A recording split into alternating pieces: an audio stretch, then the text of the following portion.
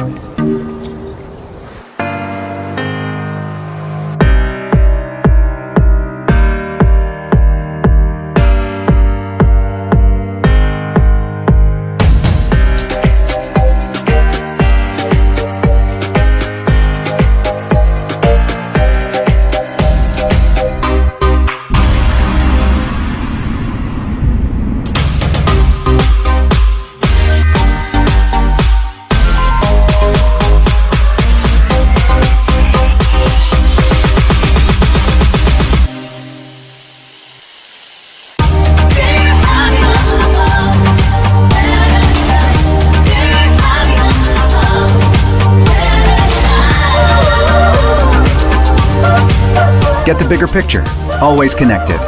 Samsung Chromebook Plus.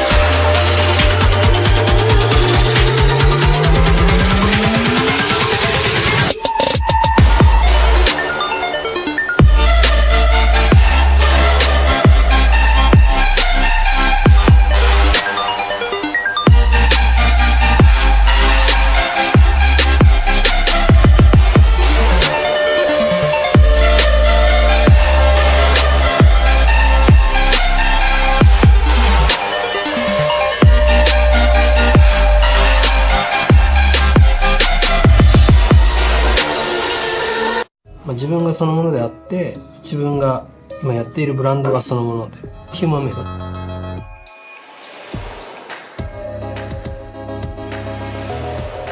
で、時間はどんどん進むんですけど、新しいものってなかなか生まれにくい。テクノロジーが多分別としても、やっぱり全てのやり方が変わったかな。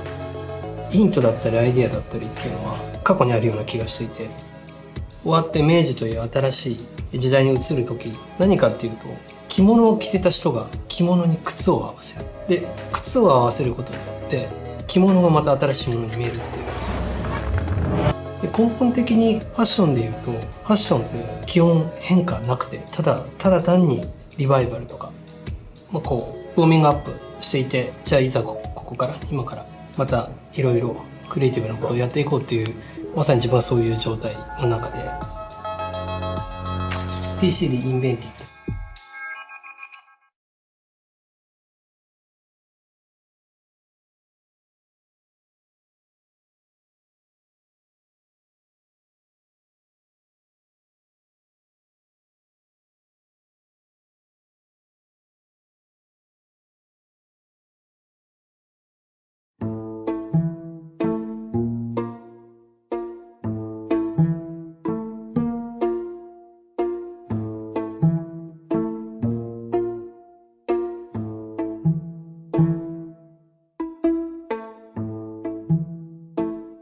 Hey guys, this is Austin. There are a lot of different 2-in-1 and laptop designs, but the HP Spectre Folio might just be the most unique yet. When Intel wanted to sponsor a video on the Spectre Folio, I couldn't say no. I mean, just look at this thing. So in addition to being a tablet, you can very easily pull out the screen and use it in the video mode, or if you want to go full tablet mode on it, it will lie completely flat, and on top of having it as a tablet, you don't have to have the keyboard around back like most other 2-in-1 designs. It's actually a super cool idea. There isn't a case on this laptop, by the way. It's actually made out of leather. So what HP has done is they've combined a magnesium chassis with leather, so not only does it smell great, but on top of that, when you close it up, it looks like a nice little folio case. Oh, is that why they call it the HP Spectre Folio?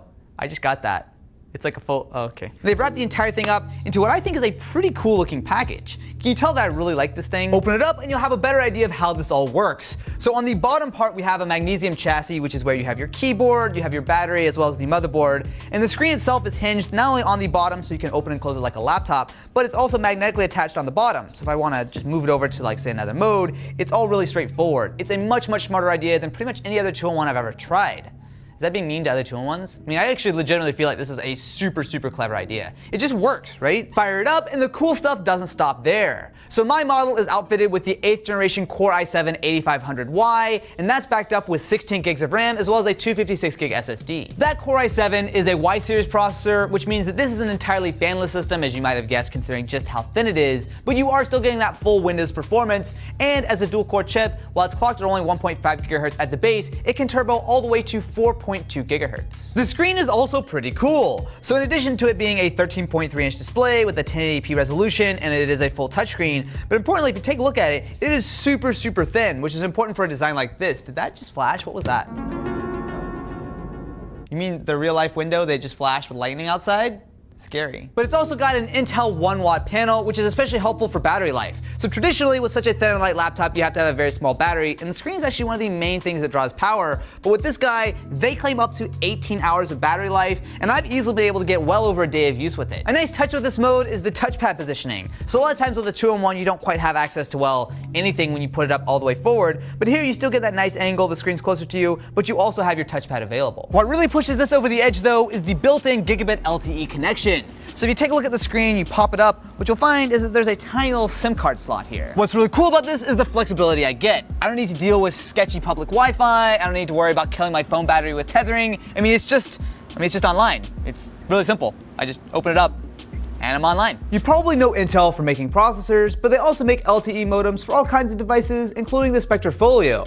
you might even be using a phone with an Intel modem right now. Now, no, you probably won't want to do hardcore video editing or gaming on this guy, but it is powered by that full Core i7 processor, which means that things like Photoshop and of course all the staples like Chrome and Word will all work completely fine here. And since you're always connected, you have access to cloud apps such as Google Docs, as well as of course all the local stuff you want. It really is the best of both worlds, although I guess to be fair, this is not the only laptop in the world that does have LTE. There are other Intel options with 7th and 8th gen processors that do have LTE, but this is sort of my favorite blend of not only the form factor, but also the portability and the access to the power and the speed and the battery life and the leather smell.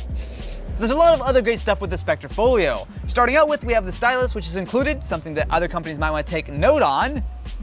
As a joke, see, as a pun. We also have, I like how you're all just shaking your heads. There's also Windows Hello support for facial recognition. There's the excellent backlit keyboard that HP's been using for a while, and there's a really solid selection of ports. A USB-C on the left side, as well as 2 Thunderbolt 3s on the right side, and all of them support not only power, but data, video out, all that kind of fun stuff. Of course, it's not all perfect. So the touchpad is good, but it does lack Windows Precision drivers. It does have pretty solid speakers, although they lack a little bit of bass, and at $1,500 for the i7 model with LTE, it is certainly not cheap. Overall though, with the killer design, the portability, the performance to run proper Windows apps, and that always connected LTE, really, I mean, there's not a lot to complain about. This is one of the most unique devices I've taken a look at all year long.